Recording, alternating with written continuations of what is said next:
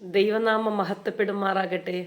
മർക്കൂസ് എഴുതിയ സുവിശേഷം വായിക്കുമ്പോൾ നമുക്കറിയാം, യേശു കർത്താവിൻ്റെ അടുക്കൽ അപസ്മാര രോഗിയായ ഒരു മകനെയും കൊണ്ട് ഒരു പിതാവ് കടന്നു വരുന്നത്.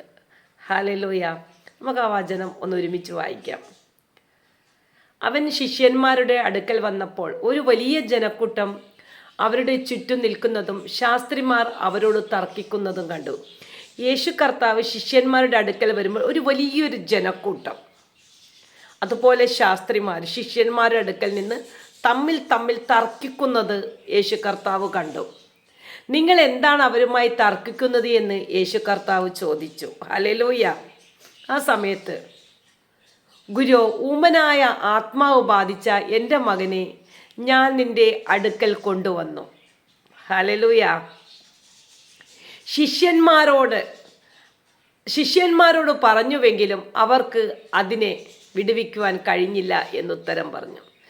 ഞാൻ എൻ്റെ മകനെ ശിഷ്യന്മാരുടെ അടുക്കൽ കൊണ്ടുവന്നു പ്രാർത്ഥിക്കാനായിട്ട്, പക്ഷെ അവർക്ക് ഒന്നും ചെയ്യുവാൻ കഴിഞ്ഞില്ല എന്ന് പറഞ്ഞു. അപ്പോൾ കർത്താവ് ശിഷ്യന്മാരുടെ നേരെ നോക്കി ഒരു വാക്കു പറയുന്നു: അവിശ്വാസമുള്ള തലമുറയെ, എത്ര കാലം ഞാൻ നിങ്ങളോട് കൂടെ ഇരിക്കും?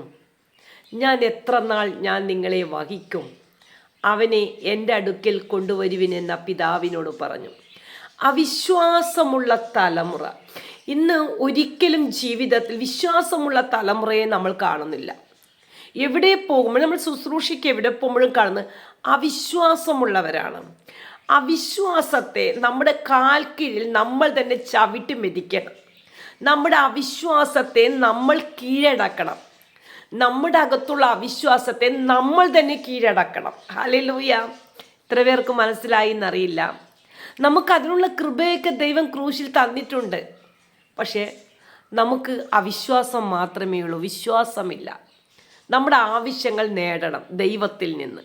അങ്ങനെ കുറച്ച് കൂട്ടരുണ്ട്. ഹല്ലേലൂയ. പക്ഷേ യേശു കർത്താവ് പറയാം, ശിഷ്യൻ ഈ അപ്പം പറയുന്നത്, അവനെ നശിപ്പിക്കരുതിന് പലപ്പോഴും തീയിലും വെള്ളത്തിലും തള്ളിയിട്ടു.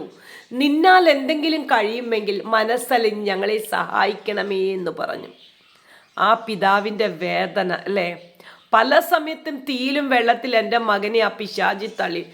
നിന്നാൽ എന്തെങ്കിലും കഴിയുമെങ്കിൽ എന്നെ സഹായിക്കണമേ എന്ന് പറഞ്ഞു. ആ അപ്പൻ്റെ വേദന കർത്താവ് കണ്ടിട്ടുണ്ട്. ഹല്ലേലൂയ. ഒരു അപ്പൻ്റെ അമ്മയുടെയും കുഞ്ഞുങ്ങളെ കുറിച്ചുള്ളൊരു വേദന എത്രമാത്രം വലുതെന്ന് വിശ്വസിക്കുന്നവർക്ക് മാത്രമേ അറിയാം, വിശ്വസിക്കുന്നവർക്ക് അറിയത്തില്ല. അപ്പോൾ യേശു കർത്താവ് എന്നെ സഹായിക്കണമേ എന്ന് പറഞ്ഞപ്പോൾ യേശു അവനോട്, നിന്നാൽ കഴിയുമെങ്കിലോ? വിശ്വസിക്കുന്നവന് സകലതും കഴിയും. വിശ്വസിക്കുന്ന മക്കൾക്ക് സകല കാര്യങ്ങളും ദൈവം സാധിച്ചു തരും. അവിശ്വാസമുണ്ടാവരുത്. ഏത് വിഷയത്തിനും വെയിറ്റ് ചെയ്യുക ദൈവസന്നിധി. ദൈവം നമുക്ക് വേണ്ടി പ്രവർത്തിക്കാൻ ഒരു സമയമുണ്ട്. ആ സമയം വരെ നമ്മൾ വെയിറ്റ് ചെയ്യണം.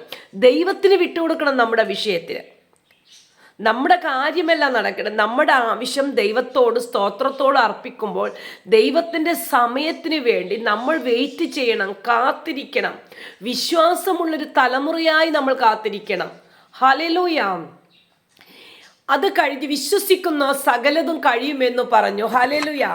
യേശു കർത്താവ് പറയാം, ഊമനും ചെകിടനുമായ ആത്മാവെ ഇവനെ വിട്ടു പോകൂ എന്ന്. ആ നിമിഷം ഊമനും ചെകിടനുമായ ആത്മാവെ ഇവനെ വിട്ടു പോകൂ എന്ന് യേശു കർത്താവിൻ്റെ വായിൽ നിന്ന് ആ വചനം കേട്ടപ്പോൾ തന്നെ അവനെ അത് വിട്ടുപോയി. ഹല്ലേലൂയ. അങ്ങനെ യേശു കർത്താവ് ശിഷ്യന്മാരും വീട്ടിൽ വരേന്ന് അവിടെ നിന്ന് ചോദിക്കുന്നു. വീട്ടിൽ വന്ന ശേഷം ശിഷ്യന്മാർ സ്വകാര്യമായി യേശുവിനോട് ചോദിക്കുന്നു, ഞങ്ങൾക്ക് എന്തുകൊണ്ട് അതിനെ പുറത്താക്കുവാൻ കഴിയാതിരുന്നത്? ജനങ്ങളുടെ മുൻപിലല്ല, വീട്ടിൽ വന്നതിന് ശേഷം സ്വകാര്യമായി ദൈവത്തോട് ചോദിക്കുന്നു, എന്തുകൊണ്ടാണ് ഞങ്ങൾക്കതിനെ പുറത്താക്കാൻ കഴിയാത്തത്? എന്തുകൊണ്ടായിരിക്കാം? കർത്താവ് നമ്മളോട് പറയുന്ന ഒരു കാര്യം, പ്രാർത്ഥനയാലും ഉപവാസത്താലും അല്ലാതെ ഈ ജാതിയെ പുറത്താക്കുവാൻ കഴിയുകയില്ല എന്ന് ദൈവം നമ്മളോട് പറയുന്നു. ഒരു വ്യക്തി പ്രാർത്ഥിക്കുന്നൊരു വ്യക്തിയാണോ, ഉപവസിക്കുന്ന ഒരു വ്യക്തിയാണോ, ഹൃദയത്തിൽ നിന്ന് ദൈവത്തെ വിളിച്ചപേക്ഷിക്കുന്ന ഒരു വ്യക്തിയാണോ, അവർക്ക് സകലതും സാധ്യമാണ്. അതുകൊണ്ടാണ് കർത്താവ് ആ മകൻ്റെ പിതാവിനോട് ചോദിച്ചു, നിന്നാൽ കഴിയുമെങ്കിലോ? വിശ്വസിക്കുന്നവന് സകലതും സാധ്യമാണ്. നമ്മുടെ അകത്തുള്ള അവിശ്വാസത്തെ കീഴടക്കി വിശ്വാസത്തോടുകൂടി യേശുവിൻ്റെ പിറകെ പോവുകയാണെങ്കിൽ, ഒരു ദൈവത്തിൻ്റെ പൈതലാണെങ്കിൽ രാവും പകലും ആ ദൈവത്തിൻ്റെ തിരുസന്നിധിയിലിരുന്ന് നീ പ്രാർത്ഥിക്കുന്നൊരു മകനാണോ, പ്രാർത്ഥിക്കുന്നൊരു മകളാണോ, ഉപവസിക്കുന്നൊരു മകളാണോ, ഉപവസിക്കുന്നൊരു മകനാണെങ്കിൽ, നിന്റെ ഹൃദയത്തിൽ നീ വിശ്വസിക്കുന്നത് ഏത് കാര്യമാണെങ്കിലും സ്വർഗസ്ഥനായ പിതാവ് നിനക്ക് സാധിച്ചു തരുവാൻ എൻ്റെ ദൈവം മതിയായവനാണ്. ഇന്ന് ദൈവം നമ്മളോട് പറയാം, വിശ്വാസമുള്ള ഹൃദയമായിരിക്കണം, വിശ്വസിക്കുന്ന പൈതലായി തീരണം. ഹല്ലേലൂയ. എന്നാൽ യേശു കർത്താവ് ഞാൻ ചെയ്തതിലുപരി നിങ്ങൾ ചെയ്യുമെന്ന് നമുക്ക് ചെയ്ത വാഗ്ദത്തമുണ്ട്. പക്ഷെ എന്തുകൊണ്ട് സാധ്യമല്ല? അവിശ്വാസം. അതുകൊണ്ടാണ് ദൈവം വിളിച്ചത് അവിശ്വാസമുള്ള തലമുറയെ എന്ന് നമ്മളെ വിളിക്കുന്നത്. ഹല്ലേലൂയ. നിങ്ങൾ ഓരോരുത്തരും ഇന്ന് ഈ വചനം കേട്ട് നിങ്ങളുടെ അവിശ്വാസത്തെ പൂർണ്ണമായി നിങ്ങളുടെ കാൽ കീഴിലാക്കുവാണെങ്കിൽ ആ വിശ്വാസത്തിൻ്റെ ആത്മാവ് നിങ്ങളുടെ മേലെ വ്യാപരിക്കും. ഈ വചനത്തിലൂടെ ദൈവം നമ്മെ എല്ലാവരെയും സഹായിക്കട്ടെ. ആമേൻ.